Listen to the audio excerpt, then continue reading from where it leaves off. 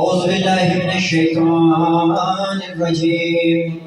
بسم الله الرحمن الرحيم.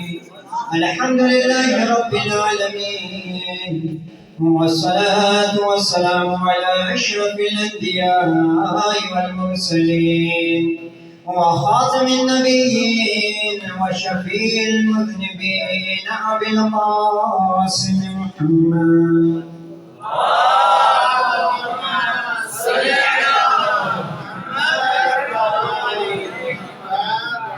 وآله الطيبين الطاهرين المعصومين، ولعنة دائمة على أعدائهم أجمعين.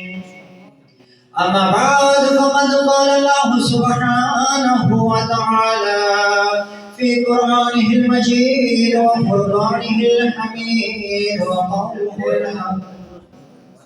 بسم الله الرحمن الرحيم. إن علينا للهدى وإن لنا للآخرة والأولى. وقال رسول الله صلى الله عليه وآله وسلم: كل مولود يولد على فطرة الإسلام. محمد وآل محمد صلوات.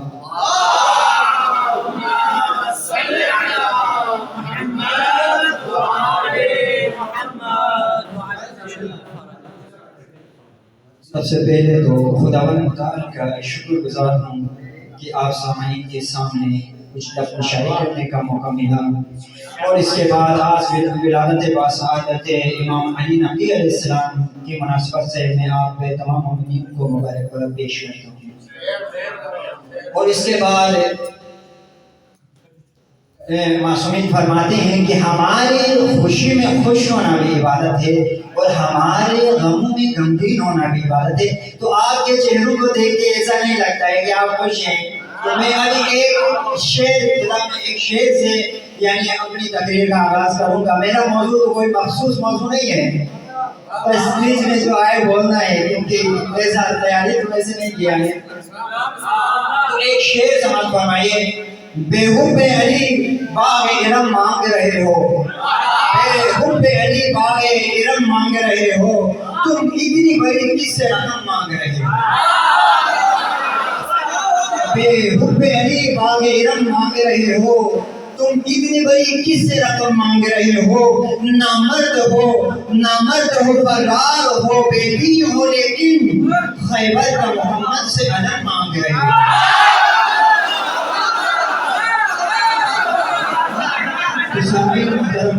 میں نے آپ سامعین کے سامنے قرآن مجید کی تلاوت کا شرف حاصل کیا ہے، جس میں خداوند متعال ارشاد فرماتا ہے کہ ان علینا للہدی وان لنا للآخرۃ والأولی، کہ بے شک ہدایت کی ذمہ داری ہمارے اوپر ہے اور دنیا اور آخرت کے اختیار بھی ہمارے اوپر ہے، یعنی پروردگار کے اوپر ہے. تو اس ارشاد سے صاف واضح کر دیا کہ مالک کائنات نے تاریخ کے ہر موڑ پر انسانی ہدایت کا انتظام کیا. تاریخ کے ہر موڑ پر انسانی یعنی ہدایت کا انتظام کیا. کوئی دور ایسا نہیں چھوڑا جب ہدایت لینے والا موجود نہ ہو اور کوئی ہدایت دینے والا نہ ہو، بلکہ ایسا دور آیا کہ جب صرف ہدایت دینے والا تھا اور ہدایت لینے والا کوئی نہیں تھا. دیکھو، جب حضرت آدم علیہ السلام کو ہادی بنا کر بھیجا، تو ہدایت دینے والا تو تھا لیکن ہدایت لینے والا کوئی نہیں تھا. یعنی خداوند متعال نے ایک لمحے کے لیے بھی بغیر ہادی کے دنیا کو نہیں چھوڑا. یعنی جب بھی بھیجا یعنی ہدایت لینے والے سے پہلے ہدایت دینے والے کو بھیجا. تو ایک درود پڑھیں محمد والے محمد کی ذات پر.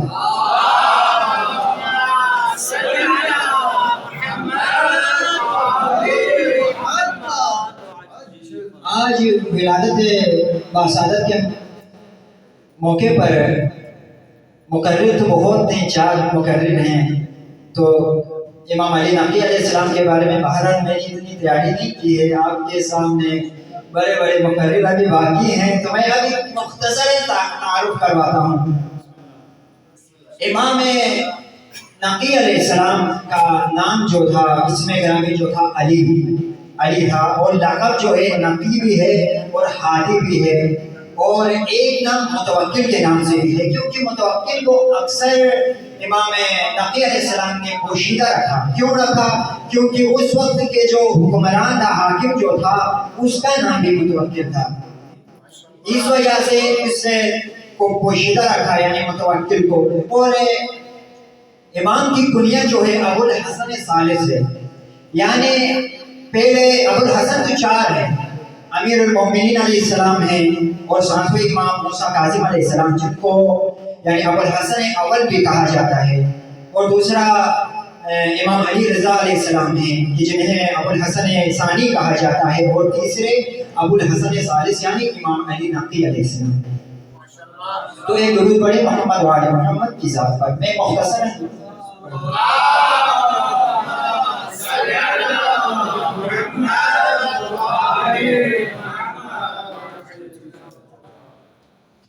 میں نے تیاری تو یعنی سنانے کے لیے تو بہت کچھ تیار کر کے آیا تھا، لیکن آپ سننے کے لیے تیار نہیں ہیں، اس لیے میں نے مختصر کر رہا ہوں ابھی، زیادہ سے زیادہ 5 منٹ۔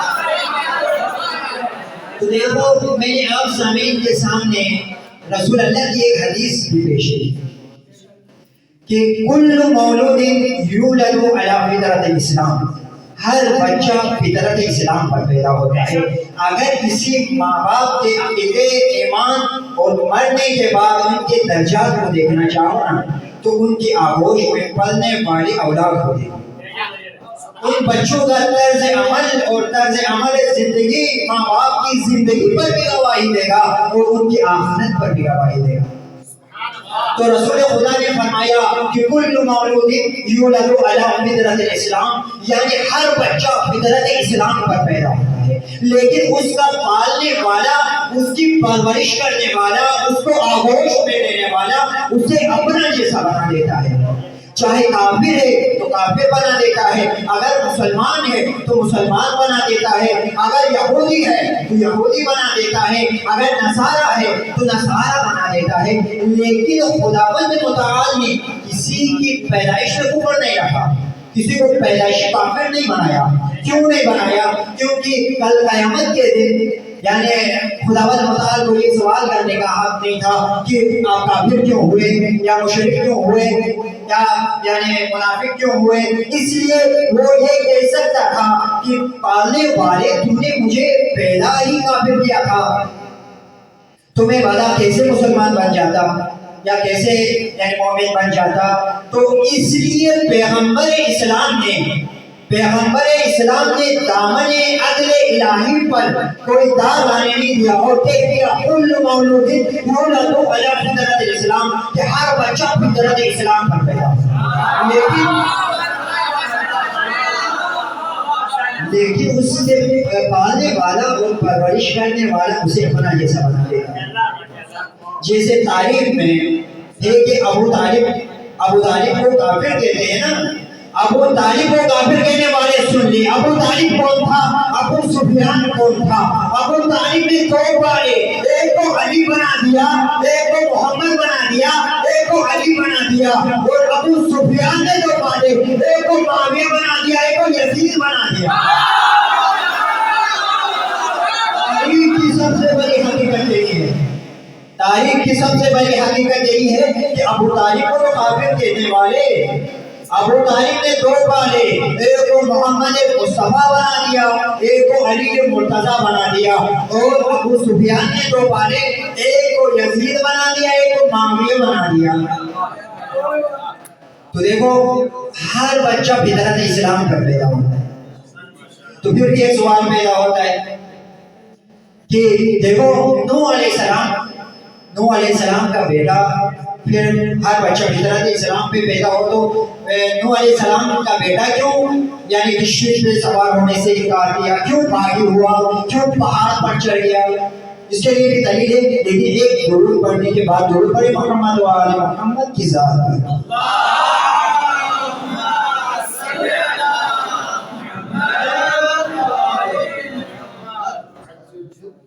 تو دیکھیں نوح علیہ السلام کا بیٹا جو تھا ہر بچہ یعنی فطرت اسلام پہ پیدا ہوتا ہے. تو نوح علیہ السلام کو خداوند متعال نے کہا کہ اے نوح انہو لیس بأہلک، اے نوح یہ تیرا بیٹا تیرے اہل نہیں ہے، یہ بیٹا تیرے اہل نہیں ہے، اس لیے نہیں ہے کہ تجھے اکیلا چھوڑ کر سفینہ چھوڑ کر یہ پہاڑ پر چڑھ گیا. تو نوح کا سگا بیٹا بھی اگر نبی کو اکیلا چھوڑ کر سفینہ چھوڑ کر پہاڑ پر چڑھ جائے تو وہ اہل نہیں رہتا، تو وہ اہل نہیں رہتا. تو یعنی کہ خداوند متعال نے قرآن میں اس کے بارے میں دلیل پیش کی، یعنی کہ قرآن میں آیت پیش کی ہے کہ ضرب اللہ مثلا للذین کفروا امرأۃ نوح و امرأۃ لوط، کہ یعنی میں ابھی تھوڑا ترجمہ پڑھوں گا. اللہ تعالیٰ نے کفار کے لیے یعنی نوح کی بیوی اور لوط کی بیوی کی مثال پیش کی. یہ دونوں ہمارے بندوں میں سے دو صالح بندوں کی زوجیت میں تھی، مگر ان دونوں نے اپنے شوہروں سے خیانت کی یعنی خائن کی. تو اللہ تعالیٰ نے اللہ تعالیٰ نے ان کو جہنم میں داخل کر دیا. تو یعنی نوح علیہ السلام کی پرورش، نوح علیہ السلام کے یعنی بیٹے کی پرورش نوح علیہ السلام نے نہیں کی. نوح علیہ السلام کی عمر تقریباً بعض کتابوں کے مطابق 2500 سال، بعض کے مطابق 2200 سال اور بعض کے مطابق 2000 سال ہے، لیکن 950 سال نوح علیہ السلام نے تبلیغ دین کی ہے، تبلیغ دین کی ہے. لیکن جو نوح علیہ السلام کی بیٹی یعنی بیٹے کی جو پرورش کی ہے وہ نوح علیہ السلام کی بیوی نے کی ہے. اور بیوی کیا تھی؟ وہ کافرہ تھی، وہ خائن تھی. یعنی جیسے اس نے پرورش کی ایسا بیٹا بنا دیا، جیسے نوح علیہ السلام کی بیوی نے پرورش کی ایسا بیٹے کو بنا دیا. پھر انکار کر دیا سفینے پہ چڑھنے سے. ایک درود پڑھیں محمد وآل محمد.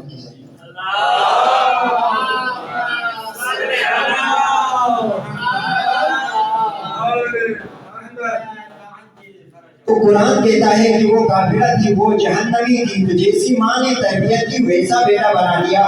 تو نوح کی بیوی نے تربیت کی، اس لیے تو وہ باغی بنا، اس لیے تو وہ سفینہ چھوڑ کر چلا گیا. یہ نوح کی بیوی تھی جو اپنے بیٹے کی پرورش نہ کر سکی. اور وہ فاطمہ یعنی یہ ابو طالب کی شریک حیات فاطمہ بنت اسد ہیں کہ جس نے خاتم النبیین کی پرورش کی، خاتم النبیین کی پرورش کی. اور تاریخ کے بہت سے یعنی کتابوں میں لکھا گیا ہے کہ جب فاطمہ بنت اسد کے انتقال کے بعد آپ کی قبر ہونے میں خود رسول اللہ نے حصہ لیا. آپ کی قبر میں پہلے رسول پہلے خود لیٹے اور کہا ارے جس کی قبر میں خود رسول لیٹے اس کا شوہر کافر، اور جو زبردستی آگے قبر بنائے اپنے رسول کے سائڈ میں وہ مسلمان کسی. دیکھیں فاطمہ بنت اسد وہ بیوی ہیں جن کی قبر کھودنے میں خود رسول نے یعنی حصہ لیا، اور خود رسول قبر میں لیٹے بھی ہیں اور لیٹ کر اس قبر کی لمبائی چوڑائی کا اندازہ لگایا. اور پھر اپنی عبا پیرہن اتار کر آپ کے کفن پر ڈال دیا اور 3 مرتبہ کہا آپ کیا اچھی ماں ہے، آپ کیا اچھی ماں ہے، آپ کیا اچھی ماں ہے. ارے جسے رسول خدا ماں کہے اور جسے رسول خدا ماں کہے اور جو مسلمانوں کی ماں ہے، اشارہ یعنی سمجھے لیں آپ.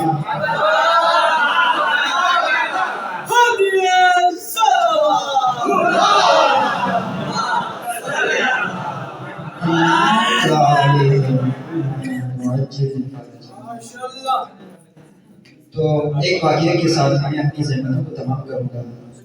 جب میں نے مختصر کیا تو بہت کتابیں میں نے تھوڑا بہت مختصر کر دیا. تو یہ ابو جہل جو ہے، ابو جہل دیکھو اس میں بھی بارک ہے، جہل کا باپ. ابو جہل کی یعنی کہ اس کے ایک محفل میں اس نے ایک پروگرام بنایا کہ دیکھو رسول خدا کل کفار سب جمع ہو جائیں گے تو ہم یہ کام کرتے ہیں رسول خدا کو ہم یعنی کہ اس کے سامنے بت کو رکھتے ہیں، بت کی پوجا کرتے ہیں، تو دل آزاری ہو جائے گی رسول کی، یعنی ابو جہل کی سازش پہ ہو۔ تو ایک دن رسول خدا کے سامنے ابو جہل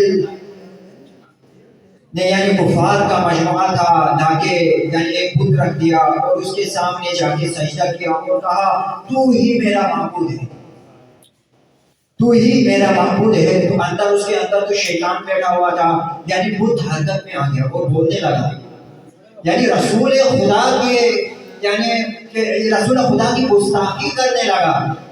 تو رسول خدا غیظ و غضب کے یعنی اس میں غیظ کی حالت میں خدیجہ الکبریٰ کے گھر چلے گئے، یعنی رسول اللہ کی زوجہ ہیں، تو وہاں چلے گئے اور دروازہ بند کر دیا۔ تھوڑی دیر کے بعد ٹک الباب ہوا، ٹک الباب ہوا، دروازہ کھولا تو ایک شخص تلوار لے کے آ رہا ہے، تلوار لے کے آ رہا ہے۔ تو آ کے کہا یا رسول اللہ، یعنی آپ کی جس نے دل آزاری کی، میں بنا جگہ جزیرے میں بیٹھا ہوا تھا تو مجھے جبریل امین نے پیغام دے دیا کہ فلاں شیطان بت کے اندر سے بول رہا تھا، وہ رسول خدا کی یعنی دل آزاری کر رہا تھا، تو میں چوتھے آسمان پہ جا کے میں نے اس کو اسی تلوار سے اس کو قتل کر کے ابھی یہاں آیا۔